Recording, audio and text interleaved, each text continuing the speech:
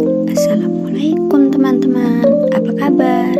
Kali ini kita akan belajar tentang translasi atau pergeseran pada bab transformasi geometri yang berbasis monumen Simpang 5 Gumul. Nah, mungkin beberapa dari kalian baru mendengar istilah ini ya. Tapi tenang, gak usah khawatir, tidak susah kok. Sebelumnya, perkenalkan, saya Nurul Sylvia Indrasari dari Universitas Islam Negeri Sayyid Ali Rahmatullah Tulungagung, Fakultas Tarbiyah dan Ilmu Keguruan, Program Studi Tadris Matematika. Nah, selanjutnya tujuan dari pembelajaran kali ini adalah untuk yang pertama, siswa memahami konsep translasi dan dapat menentukan serta menggambar hasil translasi. Kedua, menentukan hasil translasi suatu titik atau bangun datar menggunakan vektor tertentu pada bidang koordinat. Dan yang terakhir, menggambar bayangan hasil translasi titik atau bangun datar secara tepat pada bidang koordinat kartesius. Nah, sebelum memulai materi, apa sih monumen Simpang 5 Gumul itu? Ada yang tahu? Baik, jadi monumen Simpang 5 Gumul atau SLG merupakan ikon Kabupaten Kediri yang memiliki bentuk bangunan simetris dan proporsi geometris. Nah, SLG ini juga memiliki pola bangunan dan ukiran yang tersusun berulang secara sejajar. Pola yang berpindah dengan jarak dan arah yang sama tersebut menunjukkan konsep dari translasi, yaitu pergeseran suatu bentuk tanpa mengubah bentuk dan ukurannya. Transformasi geometri yang akan kita pelajari kali ini yaitu translasi atau pergeseran. Nah, beberapa dari kalian pasti ada yang belum tahu apa sih translasi atau pergeseran itu. Jadi, translasi adalah pemindahan bangun sejauh dan searah tertentu tanpa mengubah bentuk atau ukurannya. Biasanya, translasi terjadi jika kita menggeser suatu bangun dari satu lokasi ke lokasi yang lain tanpa mengubah ukuran dan bentuk bangun tersebut. Saat menggeser suatu bangun datar, maka artinya setiap titik sudut dari bangun tersebut kita geser ke arah dan jarak yang sama. Nah, untuk rumus translasi sendiri yaitu titik A, X, Y ditranslasikan sejauh AB, maka diperoleh hasil translasinya yaitu B, X tambah A, Y ditambah B. Untuk melakukan translasi ini kita perlu informasi tentang seberapa jauh suatu titik digeser secara horizontal dan secara vertikal. Besarnya perpindahan ini ditulis dalam bentuk vektor translasi AB, dengan A adalah jarak pergeseran secara mendatar atau searah sumbu X dan B adalah jarak pergeseran secara vertikal atau searah sumbu Y. Nah, jika nilai A dan B positif, maka arah pergeseran benda yaitu ke kanan atau ke atas. Dan jika nilai A dan B negatif, maka arah pergeseran benda yaitu ke kiri atau ke bawah. Nah, selanjutnya di sini ada contoh di mana titik A 2,5 ditranslasikan sejauh 4 dan negatif 3.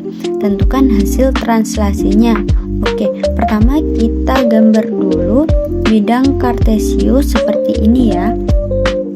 Kemudian kita gambar titik A di 2,5. Selanjutnya kita translasikan sejauh 4 satuan ke kanan dan 3 satuan ke bawah, karena nilainya negatif 3 ya teman-teman. Nah, kita gambar titik A aksennya bertemu di koordinat 6,2. Dari contoh ini, coba kita perhatikan titik A 2,5 ditranslasikan sejauh 4 dan negatif 3, hasilnya adalah titik A aksen yaitu 6,2. Bisakah kalian menyimpulkan sesuatu? Ya. Baik, jadi jika ada suatu titik X, Y ditranslasikan sejauh AB, maka hasil translasinya adalah titik X ditambah A, Y ditambah B. Gampang-gampang gimana gitu ya. Nah, lanjut kita akan mentranslasikan bangun datar nih. Misal ada bangun Simpang 5 Gumul yang titik sudutnya yang pertama A 2,3, B 5,3, C 5,0 dan D 2,0 yang akan kita translasikan sejauh negatif 8 dan 3. Artinya 8 satuan ke kiri dan 3 satuan ke atas.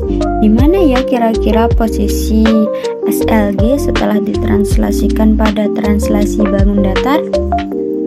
Kita harus melakukan translasi pada masing-masing titik sudutnya. Berarti untuk SLG ini kita harus mentranslasikan titik A, B, C, dan D. Dimulai dari titik A dulu ya. Titik A 2,3 kita geser 8 satuan ke kiri, kemudian 3 satuan ke atas. Didapatlah titik A aksen yaitu negatif 6,6. Oke, kita langsung jumlahkan. 2 ditambah negatif 8 sama dengan negatif 6, dan 3 ditambah 3 sama dengan 6. Jadi titik A aksennya negatif 6,6. Sekarang titik B 5,3 kita geser 8 satuan ke kiri, kemudian 3 satuan ke atas. Didapatlah titik B aksen yaitu negatif 3,6 dengan penjumlahan langsung juga, yaitu 5 ditambah negatif 8 sama dengan negatif 3, dan 3 ditambah 3 sama dengan 6. Jadi B aksennya negatif 3,6.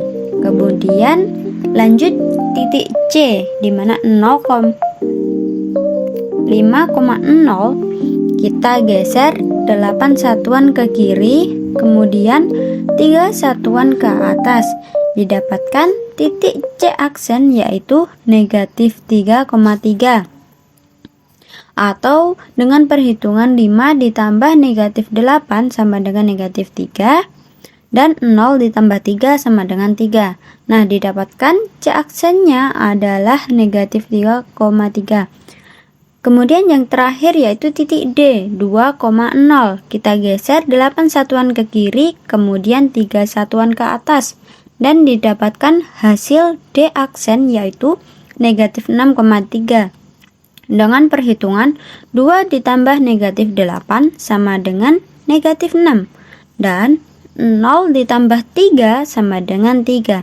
Nah, jadi titik D aksen adalah 6,3. Nah, selesai. Jadi disinilah posisi bangun SLG setelah dilakukan translasi titik sudutnya, yaitu A aksen negatif 6,6, B aksen negatif 3,6, C aksen negatif 3,3, dan D aksen negatif 6,3. Nah, jadi kesimpulan dari translasi adalah pergeseran suatu titik atau bangun ke arah dan jarak tertentu tanpa mengubah bentuk dan ukurannya. Setiap titik pada bangun digeser dengan vektor yang sama. Misalnya, X, Y menjadi X ditambah A, Y ditambah B. Nah, selanjutnya kita latihan soal yuk biar kalian makin mahir geser-menggesernya. Nah, oke deh, sampai sini dulu ya video kali ini. Next, kita akan belajar transformasi geometri yang lain ya. Tunggu di video selanjutnya. Bye bye. Assalamualaikum warahmatullahi wabarakatuh.